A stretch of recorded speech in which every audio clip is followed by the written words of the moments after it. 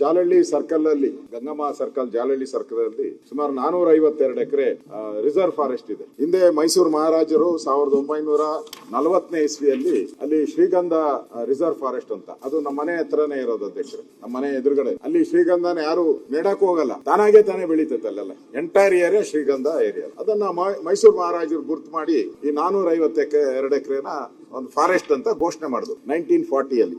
Gazette ಆಯ್ತು. ಅದಾದ್ಮೇಲೆ ಏನಾಯ್ತು, ಜನತಾದಳ ಸರ್ಕಾರ ಇದ್ದಾಗ ರಾಮಕೃಷ್ಣ ಹೆಗಡೆ ಅವ್ರಿಗೆ ಗೊತ್ತಿಲ್ಲ ಪಾಪ, ರೆವಿನ್ಯೂ ಇದರಲ್ಲಿ ಇದನ್ನ ರೆವಿನ್ಯೂ ಇಲಾಖೆ ಜಮೀನ್ ಅಂತ ತೋರ್ಸ್ಕೊಂಡ್ಬಿಟ್ಟಿದ್ರು. ಅದನ್ನ ಏನ್ ಮಾಡಿದ್ದಾರೆ, ಏರ್ ಫೋರ್ಸ್ ಗೆ ಕೊಟ್ಟಿದ್ದಾರೆ, ದುಡ್ಡು ಕಟ್ಟಿ ಅಂತ ಹೇಳಿದ್ದಾರೆ. ಅವರು ದುಡ್ಡು ಕಟ್ಟಿಲ್ಲ ಏರ್ ಫೋರ್ಸ್ ಅವರು. ಅದಾದ್ಮೇಲೆ ಗೊತ್ತಾಯ್ತು, ಅಲ್ಲಿ ಯಾರೋ ಒಬ್ಬ ನಮ್ಮ ಫಾರೆಸ್ಟ್ ಅಧಿಕಾರಿ, ನಾನು PSC ಚೇರ್ಮನ್ ಇದ್ದಾಗ ನನಗೆ ತಂದ್ಕೊಟ್ರು, ಸರ್ ಇದು ಫಾರೆಸ್ಟ್ ನೋಡಿ ಅಂತ. ನಾನು ನೋಡಿದೆ, ನಮ್ ಲಾಯರ್ನೆಲ್ಲ ಕನ್ಸಲ್ಟ್ ಮಾಡಿದಾಗ ಅವ್ರು ಹೇಳಿದ್ರು, ರಿಸರ್ವ್ ಫಾರೆಸ್ಟ್ ನ ಯಾವ ಕಾರಣಕ್ಕೂ ಯಾವುದೇ, ಅದು ಕೇಂದ್ರ ಇರ್ಬೋದು, ರಾಜ್ಯ ಇರ್ಬೋದು, ವಿಧಾನಸೌಧ ಏನು ಕಟ್ಟಕ್ ಬರೋದೇ ಇಲ್ಲ.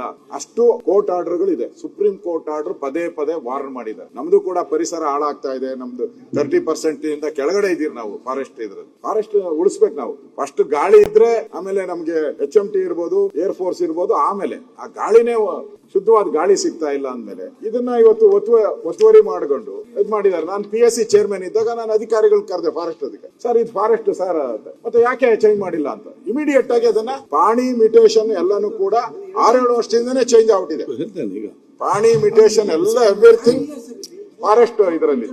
ಮೊನ್ನೆ ಅವರು ಒಂದು, ನಾವೆಲ್ಲ ಸಣ್ಣ ಹುಡುಗರಿದ್ದಾಗ ನಾವು ನಡ್ಕೊಂಡು ಹೋಗ್ತಾ ಇದ್ರಿ ಯಲಹಂಕಕ್ಕೆ, ರೋಡ್ ಇತ್ತು, ಆ ರೋಡ್ ಅನ್ನು ಮುಚ್ಚಿಬಿಟ್ಟಿದ್ದಾರೆ. ಮೊನ್ನೆ ಕೇಳಿದ್ರೆ ಇದು ಏರ್ ಫೋರ್ಸ್ ನಮ್ದು ಅಂತ ಹೇಳ್ತಾ ಇದ್ರು. ಅಂದ್ರೆ ನ್ಯಾಚುರಲ್ ಬಂಡಿ ಜಾಡಿತ್ತಲ್ಲ, ಅದನ್ನು ಕೂಡ ಕೋರ್ಟ್ ಆರ್ಡರ್ ತಂದು ಅದನ್ನು ಮುಚ್ಚಿಬಿಟ್ಟಿದ್ರು. ನಮ್ಗೆ ಬೇರೆ ದಾರಿ. ಮತ್ತೆ ಮಾತಾಡ್ತಿದ್ರೆ ಅವರೆಲ್ಲರೂ ಕೂಡ ಈಗ ಗಂಗಮ್ಮ ಸರ್ಕಲ್ ಇದೆ, ಅಲ್ಲಿ ಫ್ಲೈಓವರ್ ಮಾಡಬೇಕು, ಅಂಡರ್ ಪಾಸ್ ಮಾಡಬೇಕು, ಬಿಡ್ತಾನೆ ಇಲ್ಲ ಅವರು. ಡೆವಲಪ್ಮೆಂಟ್ಗೂ ಬಿಡ್ತಾ ಇಲ್ಲ.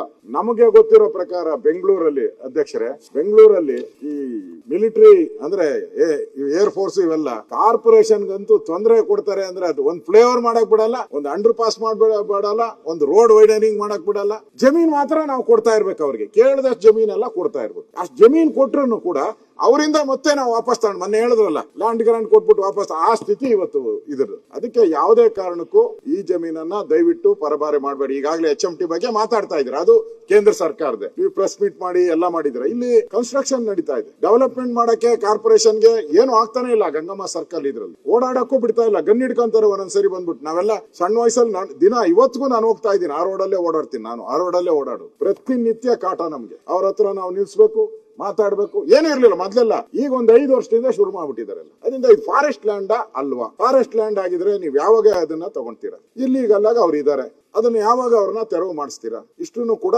ಒಂದು ಪ್ರಶ್ನೆಯನ್ನ ನಾನು ತಮ್ಮ ಹತ್ರ ಹೇಳ್ತಾ ಇದ್ದೀನಿ. ಈ ಶ್ರೀಗಂಧದ ಬಗ್ಗೆ ನೀವು ದಯವಿಟ್ಟು ಇದು ಒಂದೇ ನಿಮಿಷ, ಇದು ಶ್ರೀಗಂಧದ್ದು ಹರಾಜು ಬಗ್ಗೆ ತಮಿಳುನಾಡಲ್ಲಿ ಒಳ್ಳೆ ರೇಟ್ಸ್ ಕೊಡ್ತಾರೆ. ನಮ್ಮ ರಾಜ್ಯದಲ್ಲಿ ಈ ಹರಾಜಿಗೆ ರೇಟ್ಸ್ ಇಲ್ಲ ನೋಡಿ. ತಮಿಳುನಾಡಲ್ಲಿ 22,000 ಕೊಟ್ರೆ ಶ್ರೀಗಂಧ ಯಾರು ಬೆಳೀತಾ ಇದಾರಲ್ಲ, ನಾವು ಎನ್ಕರೇಜ್ ಮಾಡ್ತಾ ಇದೀವಿ ಶ್ರೀಗಂಧ ಬೆಳೆಯಕ್ಕೆ. ನಮ್ದು ಶ್ರೀಗಂಧ ನಾಡು, ತಮಿಳುನಾಡಲ್ಲ, ಶ್ರೀಗಂಧದ ನಾಡು ನಮ್ದು. ನಾವೇನ್ ಮಾಡ್ತಾ ಇದೀರಿ, 7,000 ರೂಪಾಯಿ ಕೊಡ್ತೀರಿ ಬೆಳೆಯೋರ್ಗೆ. ತಮಿಳುನಾಡಲ್ಲಿ 22,000 ಕೊಡ್ತಾ ಇದ್ದಾರೆ. ಇದು ಸಮಸ್ಯೆ ಆಗ್ತಾ ಇದೆ. ಇದನ್ನ ಅಲ್ಲಿ ತಾರತಮ್ಯ ಆಗದೆ ತಮಿಳುನಾಡಲ್ಲಿ ಏನ್ ರೇಟ್ ಇದೆ ಅಲ್ಲಿ ಕರ್ನಾಟಕದವರೆಗೂ ಕೊಡ್ಬೇಕು. ಈ ಶ್ರೀಗಂಧ ಬೆಳೆಯುವಂತವ್ರಿಗೆ ಪ್ರೋತ್ಸಾಹ ಕೊಡ್ಬೇಕು. ನಾವು ಶ್ರೀಗಂಧದ ನಾಡು ಅಂತ ಹೇಳ್ತೀರಿ, ಆ ಶ್ರೀಗಂಧದ ನಾಡು ಉಳಿಬೇಕಾದ್ರೆ ನಾವು ಇನ್ನಷ್ಟು ರೈತರಿಗೆ ಎನ್ಕರೇಜ್ಮೆಂಟ್ ಕೊಡ್ಬೇಕು. ಆ ಎನ್ಕರೇಜ್ಮೆಂಟ್ ಕೊಡೋ ದೃಷ್ಟಿಯಿಂದ ತಾವು ಕೂಡ ಈ ಒಂದು ವಿಚಾರ, ಹರಾಜು ವಿಚಾರ, ಈಗ ಹರಾಜ್ಗೆ ಆಗ್ತಾ ಇದಾರಂತೆ, ಹರಾಜು ಹಾಕುವಂತ ಸಂದರ್ಭದಲ್ಲಿ ತಮಿಳುನಾಡು ರೈತರಿಗೆ ಎಷ್ಟು ಹಣ ಬರ್ತದೋ ನಮ್ಮ ರೈತರು ಅಷ್ಟೇ ಹಣ ಬರಬೇಕು. ಈ ಶ್ರೀಗಂಧ ಉದ್ಯಮ ನಮ್ಮ ರಾಜ್ಯದಲ್ಲಿ ಬೆಳವಣಿಗೆ ಆಗ್ಬೇಕು. ಅದಕ್ಕೆ ನಿಮ್ಮ ಸಹಕಾರವನ್ನ ಕೊಡ್ತೀನಿ. ಇವೆರಡಕ್ಕೂ ತಾವು ಉತ್ತರ ಕೊಡ್ಬೇಕು.